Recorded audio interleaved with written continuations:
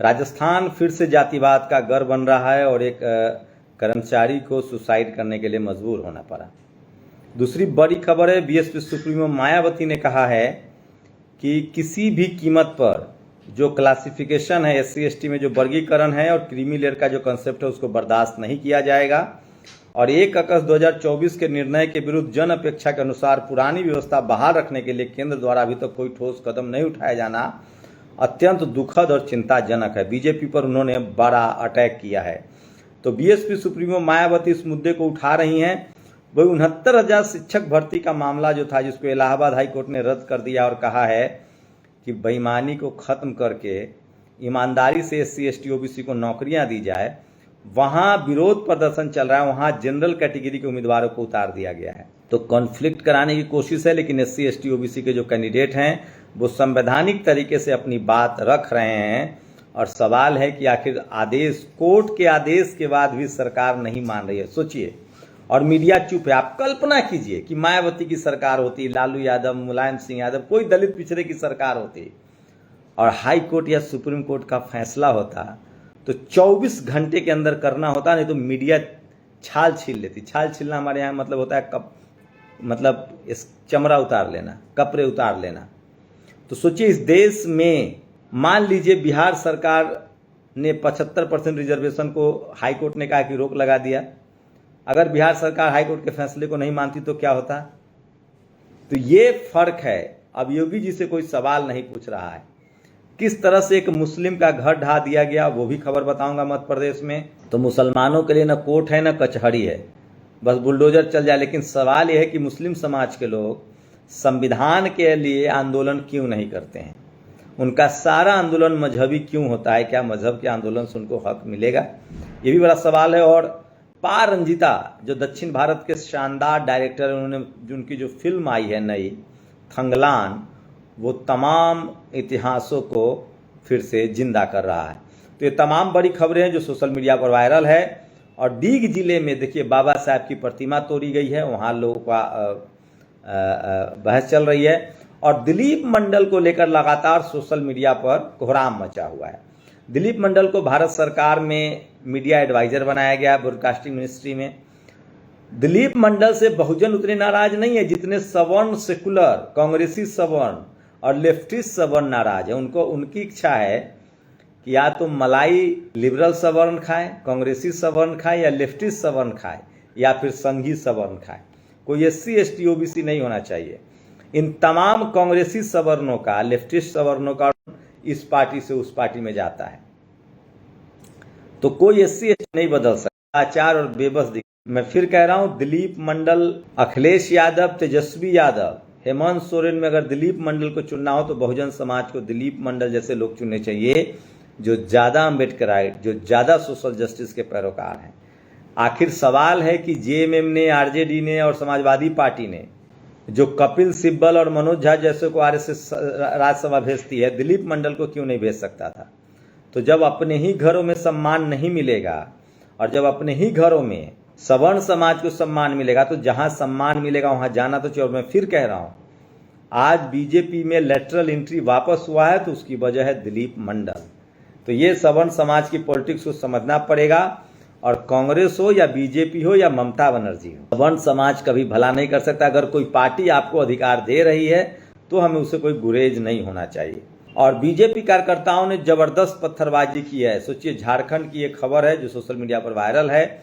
और 69,000 शिक्षक भर्ती मामले में अभ्यर्थियों को नोटिस थमा दिया। चयनित अभ्यर्थियों की सूची जारी, जल्द ही नियुक्ति प्रक्रिया शुरू करने की मांग को लेकर धरना दे रहे अभ्यर्थियों को लखनऊ पुलिस ने नोटिस थमा दिया है। तो सोचिए, उनको नोटिस थमाया जा रहा है। जयपुर के भांकर रोटा थाने में तैनात हेड कांस्टेबल बाबूलाल बैरवा ने अन्य पुलिसकर्मियों द्वारा जाति सूचक गालियों से अपमानित करने एवं गलत कार्रवाई में फंसाने की धमकी से आहत होकर आत्महत्या करने की घटना दुखी और चिंतित भी है।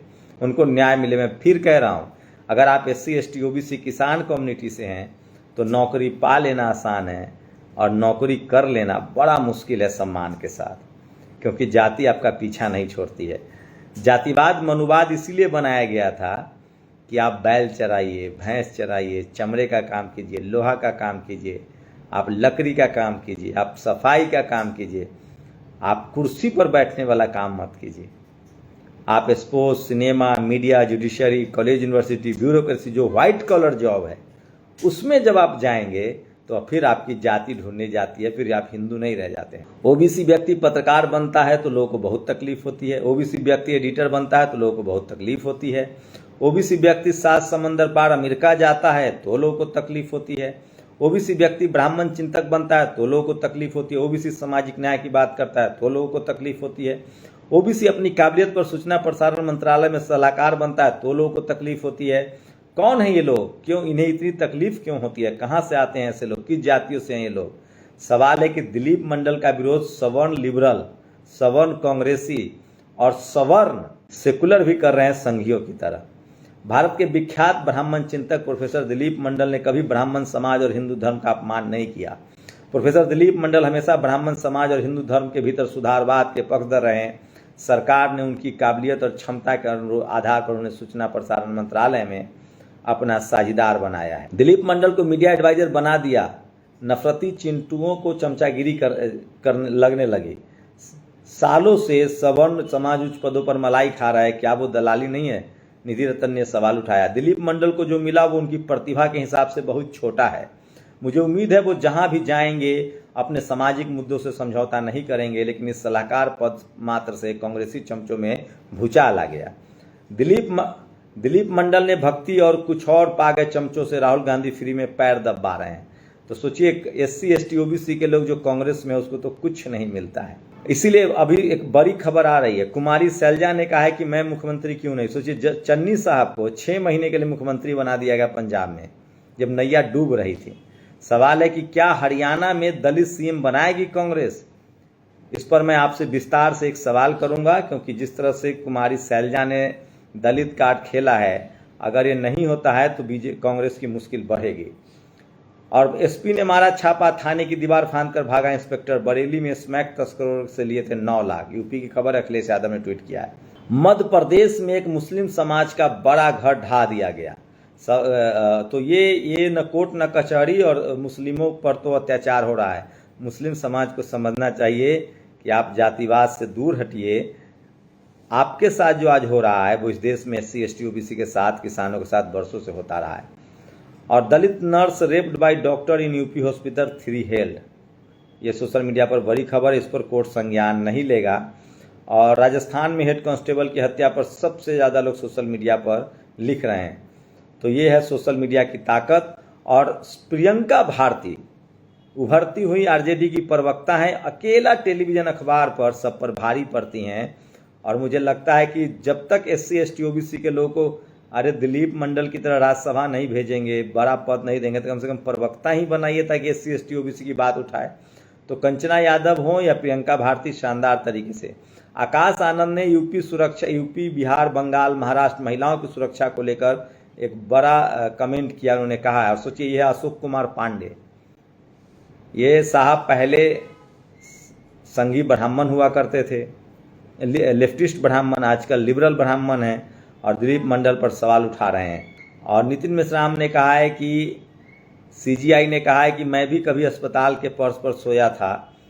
नितिन मिश्राम लिख रहे हैं कि मिलाड आपका जन्म 11 नवंबर 1959 को हुआ। 19 मार्च 1961 को आपके पापा बॉम्बे हाईकोर्ट के जज बने। सोचिए, जज का बेटा फर्श पर सो सकता है क्या? जज का बेटा, मुझे भरोसा नहीं था। जबकि जब उनके फादर जज बने हैं हाईकोर्ट के 61 में, तब उनकी उम्र मात्र 1 साल 4 महीने की थी, तब सोए होंगे। नहीं तो हाई कोर्ट में कोई जज हो, उसके लिए तो पूरा व्यवस्था सिस्टम खड़ा रहेगा। तो कई बार इनके लूप होल्स पकड़े जा रहे हैं। तो ये तमाम बड़ी खबरें हैं जो सोशल मीडिया पर वायरल हैं। आप लोग अपनी प्रतिक्रिया जरूर दीजिए, आपकी प्रतिक्रिया बहुत ज़रूरी है। और जिस तरह से कुमारी शैलजा ने एक बड़ा सवाल उठाया है, उन्होंने कहा है कि मैं क्यों नहीं मुख्यमंत्री हो सकती हूं, तो अब कांग्रेस को ये बात साफ करनी पड़ेगी हरियाणा चुनाव में। ये सबसे बड़ा सवाल है, उनको ये बात साफ करनी पड़ेगी कि किसी भी कीमत पर। और एक शानदार खबर बता रहा हूं, शिवांश दोहरे SC समाज से आते हैं, ग्वालियर के रहने वाले हैं। शिवांश इतने प्रतिभाशाली हैं, उन्होंने IIT से ग्रेजुएशन किया है और अब कनाडा में PhD कर रहे हैं। शिवांश का इंटरव्यू जल्दी नेशनल दस्तक पर दिखाऊंगा। नेचर मैगजीन में उनकी पेपर छपी है और 4 साल से कम समय में उनको 5 साल का जो कोर्स था पीएचडी का वो 3 साल में उनको दे दिया जाएगा। रिचर्ड सटन जो है अमेरिका के प्रोफेसर है, वो उनके गाइड हैं और वो यूनिवर्सिटी ऑफ अल्बर्टा में एआई के हेड हैं। तो आर्टिफिशियल इंटेलिजेंस पर ये जो हैं ये शानदार काम किया है उन्होंने। भावना दोहरे के पुत्र हैं वो। भावना दोहरे ग्वालियर में बहुजन समाज से आती हैं और बहुजन समाज के कामों को लेकर जैसे बुद्ध स्टोर खोलने का उनके नाम पे बुद्ध स्टोर खोला उन्होंने। अब उनके बेटा ने कनाडा में शानदार परफॉर्म किया। तो जल्दी ही इस खबर को भी आप तक पहुंचाएंगे क्योंकि बहुजनों के लिए पढ़ाई लिखाई बहुत ज़रूरी है। शुक्रिया। नेशनल दस्तक की आपसे गुजारिश है कि अगर इसको बचाना चाहते हैं तो नेशनल दस्तक को सब्सक्राइब करने के लिए रेड कलर के सब्सक्राइब बटन को दबाएं, फिर बेल आइकन की घंटी दबाएं। नेशनल दस्तक को बचाने के लिए बहुत ज़रूरी है कि हर खबर को शेयर करें, लाइक करें, कमेंट जरूर करें।